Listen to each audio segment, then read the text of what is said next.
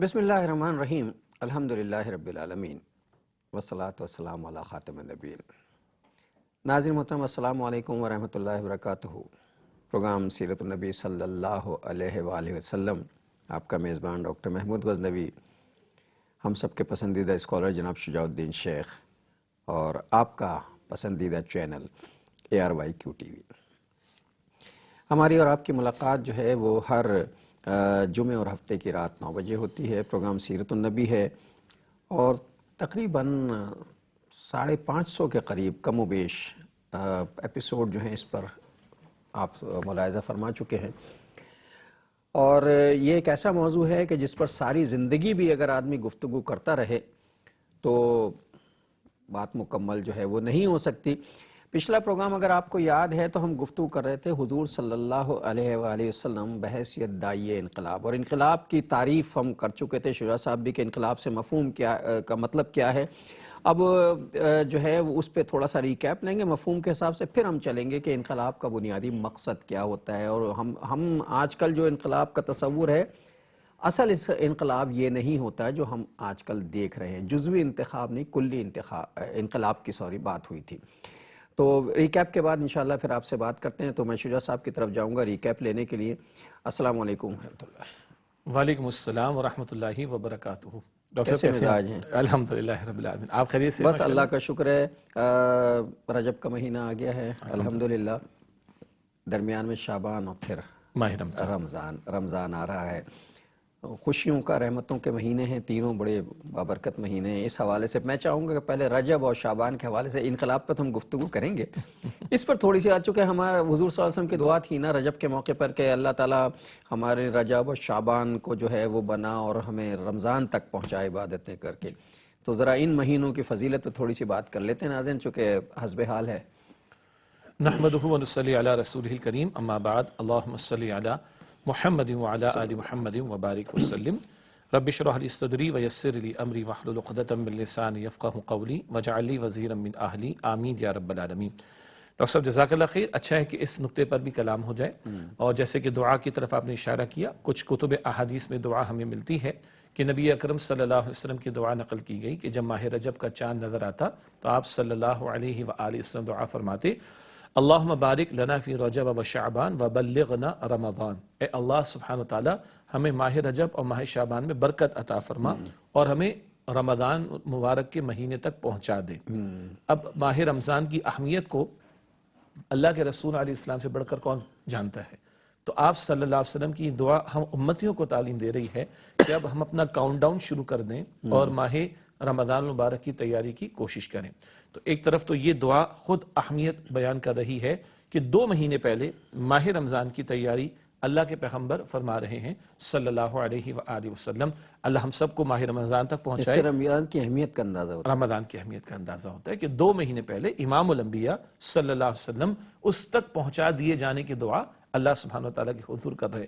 پھر ماہ رجب ہے، اس میں مشہور واقعہ جو معراج کا ہے، اللہ کے نبی علیہ السلام کو پیش آیا اور بہت بڑا معجزہ جو اللہ تعالیٰ نے آپ کو عطا فرمایا، اور ہماری سیرت النبی صلی اللہ علیہ وآلہ وسلم کی سیریز میں ہم نے تفصیلاً اس پر کلام بھی کیا کہ معراج کا واقعہ کیا ہے، کہ جب زمین والوں نے، طائف کا واقعہ ذہن میں لے آئیے، جب زمین والوں نے نبی اکرم علیہ السلام کی دعوت حق کو مٹانے کی تمام تر کوششیں کر ڈالیں اور کیا کچھ نہ کر ڈالا، تو زمین و آسمان کے رب نے حضور نبی اکرم صلی اللہ علیہ وسلم کے عروج کی انتہا کا فیصلہ فرما دیا۔ سبحان الذی اسری بعبدہ لیلا من المسجد الحرام الی المسجد الاقصی، بابرکت ہے وہ ذات، پاک ہے وہ ذات اللہ سبحانہ وتعالیٰ کی، ہر عیب سے پاک ہے، وہ علی کل شیء قدیر ہے، جو اپنے بندے صلی اللہ علیہ وآلہ وسلم کو رات کے قلیل حصے میں بیت المقدس تک لے گیا، مسجد حرام سے یہ زمینی حصہ، اور پھر عروج کا معاملہ اور انتہا وہ کہ جبرائیل بھی ایک مقام پر آ کر کہیں کہ اس سے آگے میری بھی رسائی نہیں ہے، پھر اللہ کے پیغمبر ہیں صلی اللہ علیہ وسلم اور ذات باری تعالیٰ کا معاملہ۔ یاد دہانی کے لیے اسی سفر معراج کے دوران میں 5 وقت کی نمازوں کی فرضیت عطا ہوئی۔ یہ نہیں کہ آج ہم رمضان شریف تک پہنچنے کی دعا کریں تو ہاں رمضان شریف آئے گا تو 5 وقت کی نماز ادا کریں گے۔ قرآن حکیم بھی شروع رمضان میں کریں گے اور کوشش کریں گے رمضان میں ختم ہو جائے، پھر اگلے رمضان میں کریں گے۔ یہ کیا بات ہوئی؟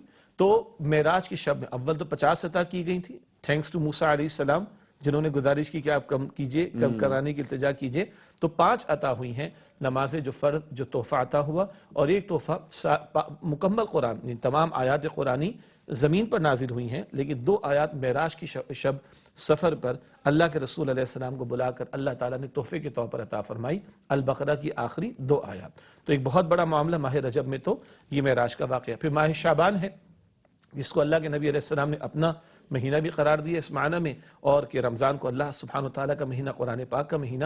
اور ماہ شعبان کے خاص معاملہ کیا ہے؟ اللہ کے نبی علیہ السلام اس میں کثرت سے روزوں کا اہتمام فرمایا کرتے تھے۔ ہاں مسئلے کی حد تک اہل علم بیان فرماتے ہیں کہ نصف شعبان کے بعد عام لوگ جو روزے کا معمول نہیں رکھتے وہ نہ رکھیں، ورنہ فرض روزوں میں مشکل پیش آ جائے گی، ورنہ اللہ کے پیغمبر علیہ السلام ماہ شعبان میں کثرت سے روزوں کا اہتمام فرمایا کرتے تھے۔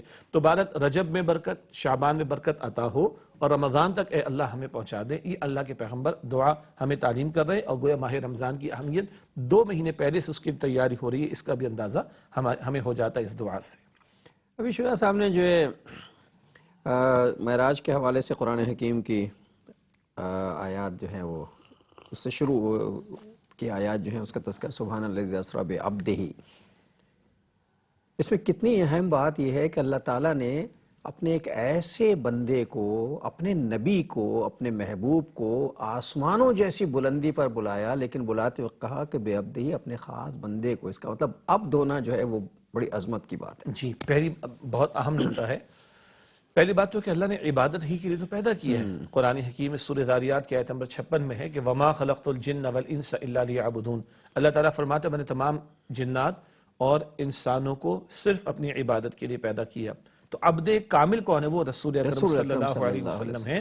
تو عبد ہونا ہم کوئی ذرا ہلکی بات ہاں سمجھتے ہلکی ہیں۔ بات لیتے ہیں، حالانکہ مسئلہ یہ ہے کہ یہ جو ہم پروگرام کر رہے ہیں وہ اسی لیے کر رہے ہیں کہ عبد کامل کو نمونہ بنانا ہے۔ جی، لقد کان لکم فی رسول اللہ اسوۃ حسنہ، سورہ احزاب کی آیت نمبر 21 بارہا ذکر آیا کہ یقیناً تمہارے لیے رسول اللہ صلی اللہ علیہ وسلم کی مبارک زندگی میں بہترین نمونہ موجود ہے۔ اچھا، ایک اور نقطہ بھی ہے، معاف کیجیے گا، جیسے کہ ابھی ہم نے ذکر کیا، بظاہر لگتا ہے کہ عبد ہونا کوئی ہلکی بات ہے، حالانکہ اللہ نے اسی مقصد کے لیے پیدا کیا۔ اور کل ہم کیا چاہتے ہیں کہ اللہ اعلان فرما دے، سورہ فجر کی آخری 2 آیتیں ہیں نا، اللہ فرما دے فَادْخُلِي فِي عِبَادِي وَادْخُلِي جَنَّتِي، داخل ہو جاؤ میرے بندوں میں اور داخل ہو جاؤ میری جنت میں۔ تو کل اللہ کہہ دے کہ ہاں تو میرا بندہ ہے، بندے تو سبھی ہیں، مگر اللہ فرما دے کہ ہاں تو میرا بندہ ہے اور تو میرے بندوں میں داخل ہو جاؤ، میری جنت میں داخل ہو جا۔ تو عبد ہونا کوئی ہلکی بات نہیں، اللہ کا بندہ ہونا کوئی معمولی بات نہیں۔ اور پھر ڈاکٹر صاحب اہم بات یہ ہے، جیسے آپ نے بڑا اچھا قیمتی نقطہ اشارہ فرمایا کہ اس آیت کریمہ جو سورہ بنی اسرائیل کی پہلی آیت ہے، جہاں معراج کے سفر کے زمینی حصے کا بیان ہے، یہ حضور کی عظمت کا بیان ہے صلی اللہ علیہ وسلم۔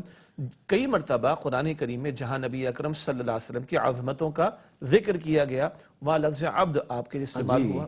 جو آسمانی حصہ ہے جس کو عروج کا حصہ کہتے ہیں، اس کا ذکر سورۃ النجم میں آتا ہے، وہاں اللہ تعالیٰ ذکر فرماتا ہے فَأَوْحَا إِلَىٰ عَبْدِهِ مَا أَوْحَا، اللہ نے جو چاہا اپنے بندے پر وحی نازل فرمائی صلی اللہ علیہ وسلم۔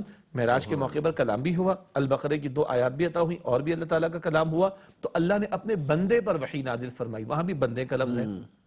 قرآن پاک چیلنج بیان کرتا ہے قرآن حکیم ہی کے تعلق سے، وَإِن كُنتُمْ فِي رَيْبٍ مِّمَّا نَزَّلْنَا عَلَىٰ عَبْدِنَا فَأْتُوا بِسُورَةٍ مِّن مِّثْلِهِ، اگر تمہیں شک ہے اس کلام کے بارے میں جو ہم نے اپنے بندے صلی اللہ علیہ وسلم پر نازل فرمایا، تو قرآن کی کسی صورت سے ملتی جلتی کوئی شے لے کر آ جاؤ۔ تو جہاں جہاں نبی اکرم علیہ السلام کی عظمتوں کا بیان قرآن حکیم میں آیا، کئی مرتبہ اللہ تعالیٰ نے لفظ عبد آپ کے لیے استعمال کیا۔ اسی بات کی ہم گواہی دیتے ہیں، وَأَشْهَدُ أَنَّ مُحَمَّدًا عَبْدُهُ وَرَسُولُهُ، اور میں گواہی دیتا ہوں کہ محمد مصطفیٰ صلی اللہ علیہ وآلہ وسلم اللہ تعالیٰ کے بندے اور اس کے رسول ہیں۔ اصل میں ہم خاص طور پر ہم جیسے چھوٹے موٹے لوگ جو چھوٹی چھوٹی 4 کتابیں پڑھ لیتے ہیں یا کر لیتے ہیں، ہم اصل میں کسی غلط فہمی میں مبتلا ہو جاتے ہیں اور یہ سمجھتے ہیں کہ رسول اللہ صلی اللہ علیہ وسلم کو اگر عبد قرار دیں ہم اور یہ کہیں کہ صاحب وہ بندے ہیں اللہ کے، تو شاید یہ کوئی رسول اللہ صلی اللہ علیہ وسلم کی شان مبارک میں کوئی کمی ہو جائے۔ یہ شان مبارک اور ان کی عظمت ہے کہ اللہ تعالیٰ انہیں عبد کامل قرار دیتا ہے۔ جگہ جگہ ہم نے اپنے بندے پر یہ نازل کیا، ہم نے اپنے بندے کو معراج پہ بلایا، ہم نے اپنے بندے کے ساتھ یہ کیا۔ تو اللہ کا بندہ ہونا جو ہے وہ بہت بڑی معراج ہے، اور رسول اللہ صلی اللہ علیہ وسلم کے حوالے سے بار بار یہ کہہ کے اللہ تعالیٰ نے کہا کہ بندہ بننا ضروری ہے، اور بندہ بننے کے لیے عبد کامل کو نمونہ بنانا ضروری ہے۔ تو یہ اللہ کے وہ بندے ہیں، وہ عبد کامل ہیں کہ جن کی نقل کرنا اور جن کی سیرت کو اختیار کرنا بائنڈنگ ہے قرآن کی طرف سے کہ یہ کرو گے تو میرے پاس کامیاب ہوگے ورنہ جی نہیں ہوگے. قرآن پاک میں یہ ذکر بار بار ہم کر چکے ہیں کہ من یطع الرسول فقد اطاع اللہ. سورہ نساء کی آیت نمبر 80، جو رسول اکرم علیہ السلام کی اطاعت کرے گا وہی اللہ تعالیٰ کی اطاعت کرے گا. اسی طرح جو آپ نے بائنڈنگ کی بات کی نا، اللہ تعالیٰ اپنی محبت کے دعوے کے لیے بھی تقاضا کرتا ہے، معیار کے طور پر تقاضا کرتا ہے اتباع رسول کا صلی اللہ علیہ وسلم. سورہ آل عمران کی آیت نمبر 31 ہے، قل ان کنتم تحبون اللہ فاتبعونی یحببکم اللہ ویغفر لکم ذنوبکم. اے نبی صلی اللہ علیہ وآلہ وسلم فرما دیجئے لوگو، اگر اللہ سے محبت کا دعویٰ، اللہ سے محبت کرنا چاہتے ہو تو میری اتباع کرو، تو اللہ تم سے محبت فرمائے گا، تمہارے گناہوں کو بخش دے گا. تو اللہ تعالی ہمیں نبی اکرم علیہ السلام کی سچی محبت اور آپ علیہ السلام کی اطاعت اور آپ علیہ السلام کی اتباع کی توفیق دے، تاکہ ان کے نقش قدم پر چل کر ہم بھی واقعتاً اللہ تعالیٰ کے بندے بن سکیں. بلکہ آپ کی اجازت سے کلمے کی ترتیب کیا ہے؟ لا الہ الا اللہ محمد الرسول اللہ صلی اللہ علیہ وسلم. اللہ کے سوا کوئی معبود نہیں. بے شک. تو اب اس کی عبادت کیسے ہوگی؟ محمد الرسول اللہ. کن کے نقش قدم پر چلنا ہوگا؟ محمد مصطفیٰ صلی اللہ علیہ وسلم کے. ان کے نقش قدم پر چلیں گے تو اللہ تعالیٰ کی بندگی ہو سکے گی. اور یہ کیسی عظمت کی بات ہے کہ تم ان سے محبت کر لو تو میں تمہارے گناہ معاف کر دوں گا. تم اگر ان سے محبت کرتے ہو تو میں تم سے محبت کرنے لگوں گا، اور اگر تم ان سے محبت کرتے ہو اس کا مطلب ہے میں تم سے محبت کرتا ہوں تو تمہارے گناہ بخش دوں گا. تو اطاعت رسول میں مغفرت کے سارے سامان موجود ہیں، اور یہی بنیادی مقصد بھی ہے سیرت کا پروگرام کرنے کا کہ ہمیں رسول اللہ صلی اللہ علیہ وسلم کی عظمت، ان کی عظمت ظاہر ہے ہم تو بیان نہیں کر سکتے، اللہ کلام میں جتنی عظمتیں بیان کر چکا ہے بندوں کے بس کی بات تو نہیں ہے، لیکن یہی عظمت ہے کہ وہ عبد کامل ہیں اور ان کی اتباع جو ہے اور اطاعت جو ہے وہ ہم سب پر لازم قرار دی گئی. کہ وقفہ لیتے ہیں پھر آ کے بات کریں. السلام علیکم ورحمۃ اللہ وبرکاتہ. ویلکم بیک ناظرین. وقفے کے بعد پروگرام سیرت النبی صلی اللہ علیہ وآلہ وسلم میں آپ کا خیر مقدم ہے. بات اصل میں یوں ہی نکل آئی، رجب کے حوالے سے تھی. رجب میں چونکہ معراج کا واقعہ ہوا، معراج کے واقعے کا تذکرہ قرآن میں جو ہے وہ جس طرح ہوا اس میں بے عبدہی کا لفظ استعمال ہوا، تو بات سے بات نکل آئی. اور بات ہم پچھلے ایپیسوڈ میں جو ہے وہ کر رہے تھے انقلاب کی. تو یہی دنیا کا سب سے بنیادی انقلاب ہے کہ ایک انسان کو یا ایک آدمی کو معبود حقیقی کا عبد خالص بنا دیا جائے. یہی بنیادی مقصد ہے نا انقلاب کا. جی دیکھیے، تمام انبیاء اور رسول یہی بنیادی دعوت لے کر آئے. قرآن حکیم رسولوں کی دعوت کے ذیل میں نقطہ بنیادی بیان فرماتا ہے، یا قوم اعبدوا اللہ ما لکم من الہ غیرہ. اے میری قوم اللہ تعالیٰ کی عبادت کرو. سورہ نوح سورہ اعراف آیت نمبر 59 ہے. حضرت نوح علیہ السلام کے الفاظ ہیں کہ اے میری قوم اللہ کی عبادت کرو، اس کے سوا تمہارا کوئی معبود نہیں ہے. تو بندوں کو بندوں کی غلامی سے نکالا جائے اور بندوں کے رب کی غلامی میں لایا جائے. بندوں پر بندوں کا حکم جاری نہ ہو، بندوں پر بندوں کے رب کا حکم جاری ہو. بندے بندوں پر حاکم بن کر دعوے دار نہ ہو جائیں کہ جو چاہیں سو کریں گے. نہیں، بندوں کو اللہ سبحانہ و تعالیٰ نے جو ذمہ داری خلافت کی دی ہے، اپنی نمائندگی کی، بندوں کو اس پر لے آنا، یہ سب سے بڑا انقلاب ہے. ہم نے لفظ انقلاب کو بھی جانا سمجھا، تھوڑا الیبریٹ بھی کیا کہ معروف مفہوم میں انگریزی میں اس کو ریولوشن ہم کہتے ہیں، اردو میں انقلاب کہتے ہیں، کسی اجتماعی گوشے میں زندگی میں. ورنہ دیکھیے تبدیلی تو ہو جاتی ہے بھائی، 5 سال کا بچہ آج 50 سال کا مرد ہو چکا ہے، بڑا ہو چکا ہے، تبدیلی تو آ گئی، لیکن اس کو کوئی انقلاب نہیں کہتا. جی آپ اور میں ایک گھر میں رہتے تھے، دوسرے گھر میں شفٹ ہو گئے، گھر تبدیل ہو گیا، اس کو کوئی انقلاب نہیں کہتا. تبدیلی ایسی آنا کہ زندگی کے اجتماعی کسی گوشے کے اندر کوئی واقعتاً تبدیلی آئے. اور ہم نے مثالیں دیں، کبھی بولشوک ریولوشن آیا رشیا میں تو معیشت کا نظام بدل گیا، جو ہے وہ کیپٹلزم کی جگہ سوشلزم آ گیا. کبھی فرینچ ریولوشن آیا فرانس کے اندر تو بادشاہت کی جگہ سو کال ڈیموکریسی، جمہوریت وہاں پر آ گئی. ہاں یہ بھئی سیاسی سطح کی تبدیلی آ گئی، وہ معاشی سطح کی تبدیلی آ گئی، کہہ سکتے ہیں یہ بڑی تبدیلی ہے، اجتماعی نظام کے کسی بڑے گوشے میں تبدیلی ہے. لیکن آپ نے انٹرو میں بھی بیان فرمایا تھا کہ کامل ترین انقلاب، جامع ترین انقلاب، موسٹ کمپریہنسو ریولوشن وہ ہے جو رسول اکرم صلی اللہ علیہ وسلم کے ہاتھوں برپا ہوا. وہاں لوگوں کا باطن بھی بدلا، ظاہر بھی، عقائد بھی بدلے، اعمال بھی بدلے، عبادات کے طور طریقے، معاملات، اخلاقیات، لین دین، سب کچھ بدل گیا. رسومات بدل گئیں، گھریلو زندگی بدل گئی، معاشرت ہے، معیشت ہے، سیاست ہے، عدالت ہے، ریاست ہے، حتیٰ کہ زمین و آسمان سب کچھ بدل گئے، بتاؤ کیا نہیں بدلا؟ تو یہ ہے وہ کامل ترین انقلاب جو نبی مکرم علیہ السلام کے ہاتھوں برپا ہوا ہے۔ تو انقلاب جب ہم لفظ استعمال کرتے ہیں تو یہ کسی چھوٹی موٹی جزوی تبدیلی، آپ نے انٹرو میں اچھے بہت عمدہ الفاظ استعمال فرمائے، یہ کسی جزوی تبدیلی کا نام نہیں، زندگی کے اجتماعی گوشوں میں کوئی بیسک بنیادی تبدیلی کا نام۔ لیکن جو ہم نبی اکرم صلی اللہ علیہ وسلم کے مبارک اسوہ کا ذکر کر رہے ہیں، وہاں تو وہ انقلاب برپا ہوا کہ تاریخ میں اس کا کوئی میچ نظر نہیں آتا، اور ظاہر و باطن، فرد اور معاشرہ اور نظام، انفرادی اجتماعی سارے گوشے بدل گئے۔ ہم نبی مکرم علیہ السلام جو داعی انقلاب بھی ہیں اور جن کے رسول انقلاب ہے، بلکہ صلی اللہ علیہ وسلم جن کے ہاتھوں عظیم ترین انقلاب برپا ہوا، ان کی دعوت کیا تھی، ہم انشاءاللہ اس پر بھی کلام کریں گے۔ پھر انشاءاللہ اللہ نے زندگی دی اور موقع رہا تو ان کی میتھڈالوجی انقلاب کی کیا تھی یہ بھی سمجھنا ضروری ہے، ان کا ریولوشن برپا کرنے کا پروسیس کیا تھا، اس کو بھی انشاءاللہ زیر گفتگو لانے کا ارادہ ہے انشاءاللہ۔ اس انقلاب کا نتیجہ یہ ہوا حضرات گرامی ناظرین و سامعین میرے کہ مروجہ اطوار و افعال تبدیل ہوئے، افکار بدل گئے، فکر و عمل کی دنیا میں ایک ایسا انقلاب آ گیا کہ دنیا کے تمام انقلابات میں دیکھ لیں کہیں بھی اپنی ذات کی نفی موجود نہیں ہے، ذات پہلے ہے اور باقی سارے معاملات بعد ہیں۔ یہ عجیب و غریب انقلاب ہے کہ جہاں ذات مائنس ہے اور نصب العین جو ہے وہ اولیت رکھتا ہے، چنانچہ بے خطر کود پڑا آتش نمرود میں، عشق اپنی ذات نہیں بچا رہے ہیں، وہ اللہ کا حکم ہے کہ کود جا، کود گئے۔ یہ اللہ کے لیے جو کچھ ہے میری ذات کی کوئی اہمیت نہیں ہے، اور جو اپنی ذات کی نفی کر کے اللہ کی ذات کو عظمت دے دے، اللہ کے رسول کی ذات کو عظمت دے دے، اللہ تعالیٰ اسے ہمیشہ کے لیے امر کر دیتے ہیں، اور یہ تاریخ میں ثابت ہے یہ ساری چیزیں۔ بہت قیمتی ایک جملہ آپ کی گفتگو میں یہ آیا کہ ذات پیچھے نسب العین آ نسب العین آگے ہو رہا ہے، ہم دین اسلام کو مانتے نا، یہ کسی شخصیت کے نام پر نہیں ہے، جبکہ سارے انقلاب شخصیتوں کے نام پر۔ ہاں، ایون دنیا کے مذاہب جو لوگوں نے بنا ڈالے، رب کا دیا وہ تو دین اسلام ہے، جو لوگوں نے بنا ڈالے وہ شخصیات کے نام پر ہیں، یہودیت یہودا کے نام پر، مسیحیت عیسیٰ علیہ السلام کے نام پر، گو کی تو سینٹ پال نے تبدیلیاں کی اور آج مسیحیت کی شکل ہی بگڑ چکی ہے نا۔ تو دنیا کے کئی مذاہب افراد کے نام سے موسوم ہیں، اللہ نے جو دین عطا فرمایا وہ ایک نسب العین اور ایک طریقہ ہے زندگی سے متعلق، مسلم جھک جانے والا، خالق کی مرضی کے سامنے اپنی مرضی کو سر تسلیم خم کرنا، مسلم کا مطلب سر تسلیم خم کر دینے والا۔ جی، تو اور یہ ٹوٹل سبمیشن ہے۔ تو ہم جس دین اسلام کے ماننے والے ہیں، تمام انبیاء اور رسول اسی کی تعلیم لائے، امام الانبیاء خاتم الانبیاء محمد مصطفیٰ صلی اللہ علیہ وسلم بھی دین اسلام لے کر آئے، دین اسلام ہی کی دعوت دی، دین اسلام ہی کی تبلیغ فرمائی، دین اسلام ہی کو غالب و نافذ کر کے دکھایا اور بندوں کو بندوں کے رب سے جوڑا، اس میں کوئی شک نہیں۔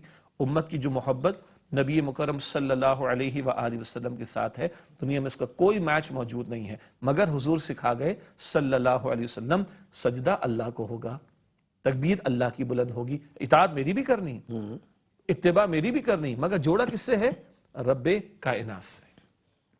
اور آج پوری سیرت کے حوالے سے ہم نے ایک بہت طویل گفتگو کی ہے، برسوں گزر گئے ہیں گفتگو کرتے ہوئے، اور اس پہ ساری نہیں، آپ نے دیکھا کہ ہمارے ہاں ہم جس طرح کی تبدیلیاں چاہتے ہیں وہ یہ کہ میں پہلے ہے اور ساری بات میں لوگ آ رہے ہیں، ہاتھ جوڑے کھڑے ہیں۔ رسول اللہ کی پوری حیات طیبہ میں ایسے موقع بھی آئے جب رسول اللہ صلی اللہ علیہ وسلم نے منع فرمایا کہ میری اس طرح تعریفیں نہ کرو جیسے حضرت عیسیٰ علیہ السلام کے حواری کیا کرتے تھے، میں اللہ کا بندہ ہوں، مجھے اللہ کا بندہ ہی رہنا۔ جی جی، یہ کمال در کمال ہے انکسار کا اور بندگی کا، یہ اللہ بندگی کا بھی اور توحید کا عملی تقاضا بھی حضور نے واضح فرمایا صلی اللہ علیہ وسلم، اور اللہ تعالیٰ بھی واضح فرما رہے، امام الانبیاء ہیں، خاتم الانبیاء ہیں صلی اللہ علیہ وسلم، بعدس خدا بزرگ تو قصہ مختصر، اتنی بڑی ہستی کائنات میں کوئی نہیں، لیکن اپنے آپ کو اللہ کا بندہ قرار دے رہے، اللہ تعالیٰ بھی عبد کہہ کر بھی پکار رہا ہے، ہاں خاتم النبیین بھی کہہ رہا ہے صلی اللہ علیہ وسلم، اور انعامات کا اعلان بھی فرما رہا ہے، مگر عبد بھی قرار دے رہا ہے تاکہ لوگوں کو کلیئرٹی رہے اور لوگ اللہ سے جڑیں، اللہ کا قرب حاصل کریں. ہاں طریقہ محمد مصطفیٰ صلی اللہ علیہ وآلہ وسلم سے ملے گا، ورنہ دیگر مذاہب کے ماننے والوں میں جیسے آپ نے فرمایا نا شخصیات کو آگے کر دیا، اور معاذ اللہ وہ جو تھا کہ اتخذوا احبارهم ورهبانهم اربابا من دون اللہ، یہ یہود و نصارہ کے تعلق سے، خاص طور پر نصارہ کے تعلق سے ذکر ہے کہ انہوں نے اپنے علماء کو اور مشائخ کو اللہ کے سوا رب بنا لیا، ان کو وہ اختیارات دے دی جو اختیارات اللہ سبحانہ و تعالیٰ کے ہیں. تو توحید کا خالص درس، توحید کی خالص تعلیم، عبادت اللہ ہی کی اور اس کی عبادت میں کسی کو شریک نہ کیا جائے. محبت ٹاپ پر اللہ کی ہوگی، ہاں اللہ کے رسول کی ہوگی صلی اللہ علیہ وسلم، اطاعت اللہ کی ہوگی مگر عملاً حضور کی ہوگی صلی اللہ علیہ وسلم. یہ اسباق بالکل واضح فرما دی رسول اکرم صلی اللہ علیہ وسلم نے. چنانچہ اس امت کی اللہ نے حفاظت فرمائی ہے وہ مشرکانہ طرز عمل جو پچھلی امتوں میں آ گئے کہ معاذ اللہ یہود نے عزیر علیہ السلام کو اللہ کا بیٹا قرار دے دیا، محبت میں اتنے آگے چلے گئے. نصارہ نے مسیح علیہ السلام کو اللہ کا بیٹا قرار دے دیا، خدا قرار دے دیا، تین خداؤں میں سے خدا یا خدا کا بیٹا، اور استغفر اللہ نہ جانے کیسے کیسے بھونڈے عقائد. اللہ تعالیٰ نے اس امت کی حفاظت فرمائی ہے. ختم نبوت کی تو فعل یہ بھی ہوا، اور حضور علیہ السلام نے جو کلیئرٹی توحید کی تعلیم کے اعتبار سے عطا فرمائی، باعلاج آپ کہیں اس امت کی اللہ نے حفاظت فرمائی.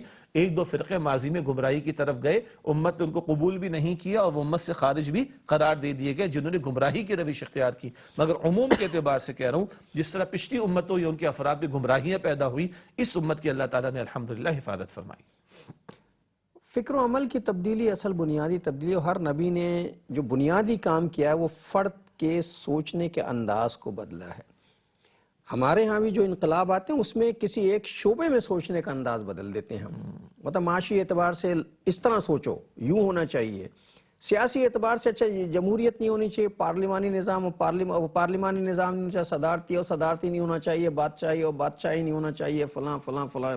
لیکن صرف ایک شعبے میں سوچو. اسلام کا بنیادی انقلاب یہ ہے کہ اس نے سوچنے کا انداز جو ہے اسے آخرت سے مربوط کر دیا، اس نے للہیت سے مربوط کر دیا. اب جب یہ نظام سوچنے کا للہیت سے مربوط ہو جائے تو فکر و عمل سب کچھ تبدیل ہو جاتے ہیں. پھر کچھ بھی نہیں بچتا سوائے اس کے کہ جو کچھ مجھے کرنا ہے للہ رب العالمین. ان صلاتی و نسکی و محیاء و مماتی للہ رب العالمین. ماشاء اللہ، بہت قیمتی مقام قرآن حکیم کا جو ہماری مقصد زندگی کی طرف اشارہ کرتا ہے، اور یہ اللہ کے پیغمبر صلی اللہ علیہ وسلم سے کہلوایا گیا ہے. سورہ انعام آیت نمبر 162 ہے، قل ان صلاتی و نسکی ومحیائی ومماتی للہ رب العالمین. اے نبی صلی اللہ علیہ وآلہ وسلم فرما دیجئے بے شک میری نماز اور میری قربانی اور میرا جینا اور میرا مرنا سب اللہ رب العالمین کے لیے ہے جو تمام جہانوں کا رب ہے. یہ ہماری آپ کی زندگی کا مقصد ہونا چاہیے، للہیت کا معاملہ، اخلاص کا معاملہ. میں کیا ہوں؟ میں اللہ کا بندہ ہوں اور میں 24 گھنٹے بندہ بنوں. وہ میرا معبود ہے 24 گھنٹے کا. اب میں زندگی کے جس شعبے میں بھی ہوں میرا پہلا رول ہے عبداللہ، اللہ کے بندے کا. تو فکر بدل گئی نا. عام آدمی سوچتا ہے عمل آٹومیٹکلی بدل جائے گا. ایگزیکٹلی. جب یہ فکر ہوگی کہ میں تاجر ہوں مگر پہلے میں اللہ کا بندہ ہوں، میں ایک سپہ سالار ہوں میں اللہ کا بندہ ہوں، میں ایک شوہر ہوں مگر پہلے میں اللہ کا بندہ ہوں، میں ایک باپ مگر پہلے اللہ کا بندہ ہوں، میں ایک استاد ہوں میں اللہ کا بندہ ہوں اس سے پہلے، میں ایک اینکر ہوں میں اس سے پہلے اللہ کا بندہ، میں ایک میڈیا پرسن ہوں مگر میں اللہ کا بندہ ہوں. اور ہاں اللہ کا بندہ ہونے کے ساتھ نبی اکرم علیہ السلام کا امتی بھی ہوں. جب اس پیراڈائم میں سوچیں گے تو فکر بدل جائے گی، سوچ بدل جائے گی. اور جب فکر اور سوچ بدلتی ہے تو کردار اور اعمال وہ بھی بدلتے ہیں اور آل ٹوگیدر ان پر اثرات نظر آتے ہیں. اس حدیث مبارک کی طرح جس کا بارہا ذکر آیا کہ مومن وہ ہے جسے دیکھ کر اللہ تعالیٰ یاد آ جائے. اب تاجر کی تجارت کو دیکھ کر لوگوں کو اللہ یاد آئے گا، عالم کے علم کی بات کو سن کر لوگوں کو اللہ یاد آتا ہے، تاجر کی تجارت کو دیکھ کر بھی آئے گا. ایک باپ کے طرز عمل کو دیکھ کر بچے کو اللہ یاد آئے گا، ایک جج کے طرز عمل کو دیکھ کر، ایک سپہ سالار کے طرز عمل کو دیکھ کر، ایک مالدار کے طرز عمل کو دیکھ کر لوگوں کو اللہ یاد آئے گا. کیوں؟ یہ محض مال والا نہیں ہے، یہ پہلے اللہ کا بندہ ہے. تو زمین آسمان کا فرق ہو جاتا. پھر دنیا میں کہ بے شمار گوشے ایسے ہیں یا بے شمار خطے ایسے ہیں جہاں مسلمان مبلغین نہیں پہنچے، شاید آج تک نہیں پہنچے ہوں، اور لیکن اس کے باوجود وہاں کے لوگوں میں اسلام پھیلتا چلا گیا. بعد میں جب تحقیق ہوئی تو پتہ چلا کہ یہاں کوئی مبلغ نہیں آیا تھا، تبلیغ کسی نے نہیں کی، جماعت کوئی نہیں پہنچی وہاں پہ. وہاں کوئی 10-12 مسلمان تجارت کرنے پہنچ گئے تھے اور انہوں نے وہاں جا کے تجارت کی تھی، اور اس کا نتیجہ یہ ہوا کہ لوگ ان کے ایٹیچیوڈ، ان کے رد عمل، ان کے رویے، ان کے مال تجارت، ان کے لین دین سے اس قدر متاثر ہوئے کہ انہوں نے یہ دیکھنا شروع کیا کہ مسلمان ایسا کیوں ہے، اور پھر ادھر سوچنا شروع کیا، اور پھر دیکھیے اللہ نے ان کے راستے تبدیل کر دیے. کہ وقفہ لیتے ہیں پھر آ کے بات کریں گے. السلام علیکم ورحمۃ اللہ وبرکاتہ. ویلکم بیک ناظرین. وقفے کے بعد پروگرام سیرت النبی صلی اللہ علیہ وآلہ وسلم میں آپ کا خیر مقدم ہے. بات ہو رہی تھی اس بات کہ صاحب انقلاب جو ہے فکر کا انقلاب ہوتا ہے جب ذہن تبدیل ہو جائے اور للہیت آ جائے. اور للہیت اس وقت آتی ہے جب رسول اللہ صلی اللہ علیہ وسلم کے لائے ہوئے دین پر ایمان کامل ہو اور آدمی کا ایمان آخرت مضبوط ہو، تب سارے معاملات تبدیل ہوں. جب یہ پتا ہو کہ ہمیں بالآخر لوٹ جانا ہے، ثم یمیتکم ثم یحییکم ثم الیہ ترجعون والا معاملہ ہوگا. قرآن حکیم میں 2/3 حصہ مکی صورتوں پر مشتمل ہے، اور نبی اکرم صلی اللہ علیہ وسلم نے دعوت توحید پیش کی ہے وہ قرآن حکیم کے ذریعے. اچھا، جب ہم دعوت توحید کہتے ہیں تو اس میں رسالت کی دعوت، آخرت کی دعوت سب شامل ہو جاتی ہے. اور 2/3 حصہ جیسے کہ میں نے کیا قرآن حکیم کا مکی صورتوں پر مشتمل، اور مکی صورتوں کا ایک بڑا حصہ آخرت کی فکر کے بیان پر مشتمل ہے. جنت کا ذکر بھی ہے، جہنم کا ذکر بھی ہے، موت کا ذکر بھی ہے، اور یہ سب اندیکھی چیزیں ہیں. غیب کی امور، اسی کا نام ایمان ہے. اسی کا نام ایمان ہے. غیب کی امور پر ایمان رکھنا. اور اس میں بھی جو آپ نے بھی بات ارشاد فرمائی نا کہ جتنا آخرت کا عقیدہ اس پر ایمان پختہ ہوگا اتنا ہمارے عمل پر اثر ہوگا. جتنا کل کی جواب دہی کا احساس ہوگا اتنا میرے اعمال اور معاملات درست ہوں گے. اور جس کو فکر ہی نہیں کہ موت آنی، یا جس کو احساس ہی نہیں کہ مرنے کے بعد بھی زندگی، جس کو یقین ہے کہ میرا حساب کتاب بھی ہوگا، اس کا طرز عمل، اور ایک وہ جو موت کا یقین رکھتا ہے، آخرت کا یقین رکھتا ہے، کل کی جواب دہی کا یقین رکھتا ہے، کل کے حساب کتاب کو مانتا ہے، کل کے نتائج کو بھی مانتا ہے، اس کا طرز عمل زمین آسمان کا فرق ہو جائے گا. اللہ کے رسول ہوں صلی اللہ علیہ وسلم یا دیگر انبیاء علیہم السلام، ان کی دعوت کے بنیادی نکات میں توحید کی دعوت بھی شامل اور آخرت کی دعوت بھی شامل. اور دوبارہ عرض کرتا ہوں، جتنا آخرت پر یقین پختہ ہوگا اتنا اعمال درست ہوں گے. آج اگر ہم اپنے معاشرے پر نگاہ ڈالیں، کیا ہماری اکثریت، میں پاکستان کی بات کر رہا ہوں، مسلمانوں کی نہیں ہے، 97-98% لوگ مسلمان. دین کی بنیادی باتیں، بہت بنیادی باتیں کس مسلمان کو معلوم نہیں؟ اللہ کو ماننا، رسولوں کو ماننا، کتابوں کو، فرشتوں کو، مرنے کے بعد کی زندگی کو، جنت جہنم کو، آخرت سے مانتے، سب کو معلوم ہے.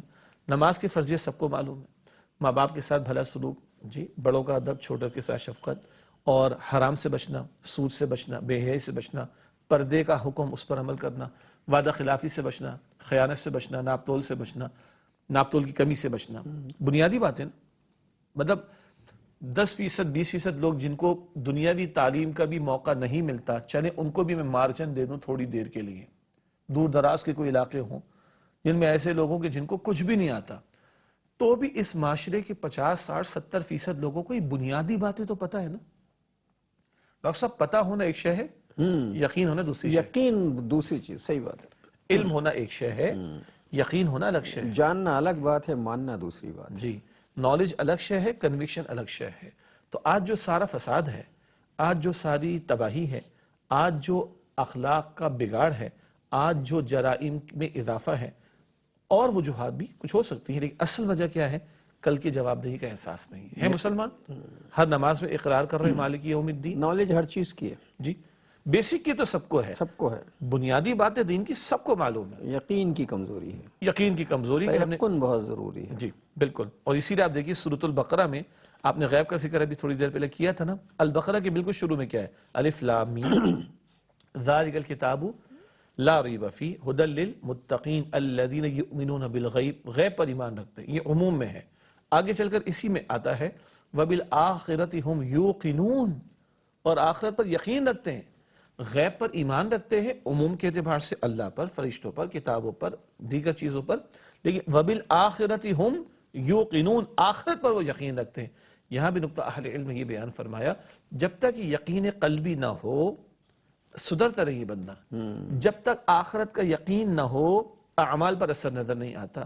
آج جس چیز کی ہمیں کمی محسوس ہوتی ہے، جس بات کی شدت سے ہمیں ضرورت ہے کہ اس کی طرف متوجہ ہوں، وہ اسی قلبی یقین والے ایمان کا معاملہ ہے. ہم جانتے ہیں، ماننے کی ضرورت ہے. اقرار باللسان ہے، زبان کا اقرار ہے، تصدیق بالقلب ضروری ہے. اور یہ تمام پیغمبروں کی دعوت کا بنیادی نقطہ بھی تھا، آخرت کے بارے میں متوجہ کرنا. اور یہی نقطہ نبی اکرم علیہ السلام کی گفتگو میں ملتا ہے. مثلا اللہ کے پیغمبر علیہ السلام فرماتے الکیس من دان نفسہ وعمل لما بعد الموت. عقل مند وہ ہے جو نفس کو قابو میں رکھے اور عمل کرے اس زندگی کے لیے جو مرنے کے بعد، جو موت کے بعد آنے والی ہے. اصل وہ عقل مند ہے جو آخرت کی فکر کر رہا ہے. اسی طرح حضور نبی اکرم صلی اللہ علیہ وسلم کی اولین دور کا خطبہ، ہم نے اس کا مطالعہ بھی کیا تھا جب خاندان والوں کو دعوت پر بلایا تھا. ہاں، پھر اللہ کے پیغمبر علیہ السلام نے ارشاد، اللہ کی توحید کا ذکر ہوا.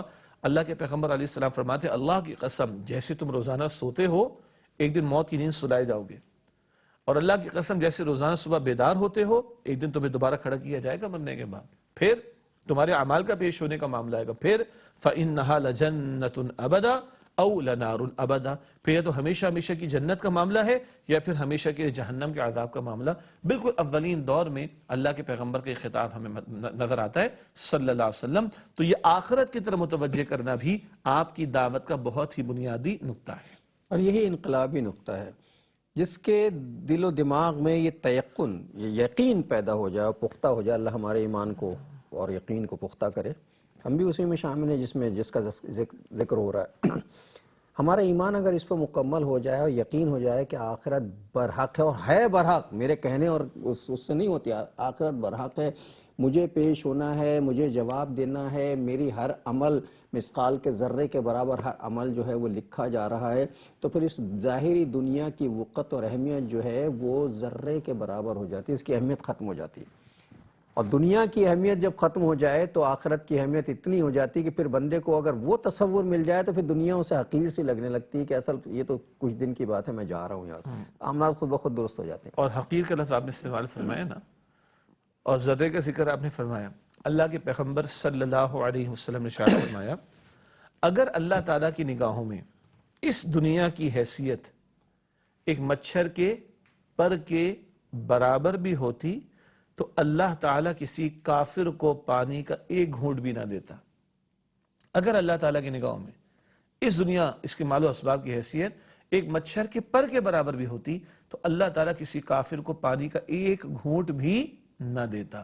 ہے ہی نہیں. اللہ کافروں کو بھی دے رہا، فرعون کو بھی دی، شداد کو بھی دی، نمرود کو بھی دی، حامان کو بھی دی، قارون کو بھی دی، ابو جہل کو ملی، ابو لہب کو بھی ملی. اور جو جتنا بڑا سرکش ہے اللہ نے نعمتیں نہیں روکی، اسے زیادہ ہے اس کے پاس چیزیں اللہ کی. اس سے کہ ایسے لوگوں کے لیے پھر آخرت میں ہاں، آخرت میں کچھ نہیں ہے ان کے لیے. تو اللہ کے نگاہوں میں کوئی حیثیت نہیں، مچھر کے پر کے برابر بھی نہیں. یہ یقین اگر ہمیں مل جائے اور ہمارے دلوں میں بیٹھ جائے تو ہمارے بہت سارے مسئلے حل ہو جائیں گے. مثلا آج کسی کے پاس 2 پیسے آگے زیادہ دیکھ کر دل میں جلن ہوتی ہے، بھائی کل اس کے ساتھ بھی دی جائے گا، اور تیرے پاس اگر غربت ہے تو تیری غربت بھی تیرے ساتھ نہیں جائے گی. کس بات کی جیلسی؟ ہاں. اور آج تجھے زیادہ مل گیا، دوسرے کو حقیر سمجھ رہا ہے. کیوں سمجھ رہا ہے؟ تیرے پاس بھی ہمیشہ یہ دن نہیں رہا، ہاں وہ دن بھی نہیں رہے گا. جی، یہ دن نہیں رہا تو وہ دن بھی نہیں رہے گا. بالکل. ثبات ایک تغیر کو ہے زمانے میں. تو اس دنیا میں جس چیز کو ثبات ہے وہ بدل جانا ہے. یعنی ہر چیز بدل جاتی ہے، ہر وقت بدل جاتا ہے، عمر بدل جاتی ہے، سوچنے کا انداز بدل جاتا ہے، سب کچھ بدل جاتا ہے، اور بالآخر ایک دن سبھی کچھ بدل جائے گا. یہ دنیا یہیں رہ جائے گی اور ہم اچانک ہی یوں ہی چلے جائیں گے بغیر کسی اس کی اطلاع کے، اور اللہ تعالیٰ کہیں جائیں گے اور جواب دے. اس وقت ہماری آنکھیں کھل جائیں گی. جب دو لوگ کہتے ہیں نا کہ اس کی آنکھیں بند ہو گئیں، آنکھیں بند نہیں ہوتی، اصل میں تو آنکھیں کھلتی ہیں. اس سورہ قوف میں آتا ہے کہ آج تمہارے پردوں کو ہم ہٹا دیں گے. فَبَصَرُكَ الْيَوْمَ حَدِيدٌ. آج تمہاری آنکھ بہت تیز ہے، پردے ہٹا دیے جائیں گے. اور غفلت جس میں آج بندے مبتلا ہے، یہ پردے ہٹا کر آخرت کھول کے رکھ دی جائے گی سامنے. مگر امتحان آج ہے غیب میں رہ کر ماننے کا. ورنہ غرق ہوتا فرعون بھی ایمان لا رہا تھا، غرق ہوتا فرعون ایمان لا رہا تھا، مگر اس کو کہا گیا الآن اب ایمان لے کر آتا ہے. وقت عصیت من قبل، اس سے قبل تو نافرمانیاں کرتا رہا. سورہ یونس میں آیت 90 91 92 میں تفصیل آتی ہے. اور اللہ تعالیٰ فرماتا ہے فَالْيَوْمَ نُنَجِّيكَ بِبَدَنِكَ لِتَكُونَ لِمَنْ خَلْفَكَ آیَةً، آج کے دن تیری لاش کو محفوظ رکھیں گے تاکہ آئندہ آنے والوں کے لیے تجھے نشان عبرت بنا دیا جائے. تو امتحان آج ہے غیب میں رہتے ہوئے. کل جب پردے ہٹیں گے، موت کے وقت یہ پردہ ہٹتا ہے، اس وقت فرعون ماننے کو تیار ہے مگر اس وقت کا ماننا قبول نہیں ہے. نہیں ہوتا. آج جو غیب میں رہ کر مانے اس کا ماننا قبول ہے. مجھے ایک حکایت یاد ہے، وہ ہارون رشید کے حوالے سے معروف ہے، اللہ جانے کہ وہ حقیقی واقعہ ہے یہ حکایت، لیکن ہے اچھی حکایت ہے کہ ہارون رشید کی ملکہ جو ہیں وہ کہیں سے جا رہی تھے، ایک مجذوب بیٹھا ہوا تھا، وہ مٹی کے گھروندے بنا رہا تھا. انہوں نے پوچھا یہ کیا کر رہے ہو؟ کہنے لگے جنت کے گھر فروخت کر رہا ہوں. تو ملکہ نے یوں ہی مذاق میں مجھ سے کہا کتنے کا ہے ایک گھر جنت کا؟ اس نے کہا 2 درہم کا ہے. ملکہ موڈ میں تھی، اسے بس چھیڑنے کے موڈ میں، تو نے 2 درہم نکالے کہ نہیں یہ لے. اس نے کہا کہ یہ والا گھر جو ہے مٹی کے گھروندہ بنا تھا، کہ نہیں یہ تیرا ہوا جنت کا. رات کو جو ہے وہ ہارون رشید نے خواب دیکھا کہ ملکہ جو ہے وہ جہاں ہم سب مر گئے ہیں جنت میں ہے اور ایک بہت بڑے یاقوت و مرجان کے محل میں ہے. تو صبح اٹھ کے پوچھا کہ تم کون سا ایسا عمل کرتے ہو، میں نے دیکھا تم جنت میں ہو. کہنے لگے میں تو کچھ بھی نہیں کرتے، ایک مجذوب سے میں نے جا کے پوچھا تھا، اس نے مجھے گھروندہ دیا کہ یہ تیرا ہے، لے لے. ہارون رشید بھی پہنچے اور جانے کے بعد ان سے پوچھنے لگے کہ بابا یہ گھروندہ بیچو گے؟ اس نے کہا ہاں بیچوں گا. کتنے کا ہے؟ انہوں نے کہا آدھی سلطنت لوں گا. اس نے کہا کل تو تم نے 2 روپے میں دے دیا. کہنے لگے بغیر دیکھے لیا تھا نا اس نے، اس کا ایمان تھا غیب پر، اس نے لے لیا، تو دیکھ کے مانگ رہا ہے نا مجھ سے. خیر اس پہ انشاءاللہ یہیں سے شروع کریں گے اگلا پروگرام. آج کے پروگرام کا وقت ختم ہے. میں شجاع صاحب سے چاہوں گا کہ آج کی حدیث ہدیہ کر دیں. نبی اکرم صلی اللہ علیہ وآلہ وسلم نے ارشاد فرمایا من احب سنتی فقط احبنی ومن احبنی کان معی فی الجنہ، جس نے میری سنت سے محبت کی اس نے مجھ سے محبت کی، اور جس نے مجھ سے محبت کی وہ میرے ساتھ جنت میں ہوگا. اللہ تعالی ہمیں حضور علیہ السلام کا ساتھ جنت الفردوس میں عطا فرمائے. آمین. صلی اللہ علی خیر خلقہ محمد وآلہ واصحابہ اجمعین. ناظرین محترم، اس کے ساتھ ہی ہمارے آج کے پروگرام کا وقت ختم ہوا. جناب شجاع الدین شیخ اور اپنے میزبان ڈاکٹر محمود غزنوی کو اگلی پروگرام تک کے لیے اجازت دیجیے. اللہ نگہبان، والسلام علیکم ورحمۃ اللہ وبرکاتہ.